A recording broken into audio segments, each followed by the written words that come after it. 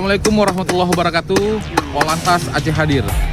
Mohon izin Komandan melaporkan hari ini Satuan Lalu Lintas Polres Subuh Salam beserta jajaran melaksanakan pemasangan pandu ataupun banner tentang seringnya terjadi kecelakaan lalu lintas atau tumpahnya minyak CPO di jalan ini. Dengan ini kami menghimbau kepada seluruh pengguna jalan atau masyarakat agar senantiasa selalu berhati-hati, hindari pelanggaran lalu lintas, minimalkan fatalitas kecelakaan lalu lintas. Demikian kami laporkan. Wassalamualaikum warahmatullahi wabarakatuh.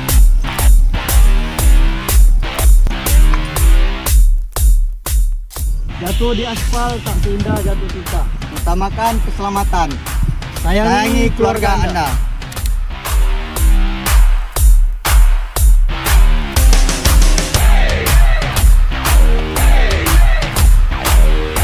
Seringnya tumpahnya CPO di tanjakan Lekombi ini, jalan Subuh Salam menuju Singkil atau sebaliknya dari Singkil Subuh Salam. Dapat kami laporkan juga Komandan, dalam rangka menyambut Natal dan Tahun Baru, Satuan Lalu Lintas Polres Subuh Salam giat melakukan pemasangan baliho, banner, dan spanduk-spanduk untuk menekan angka kecelakaan lalu lintas yang terjadi di wilayah Subuh Salam.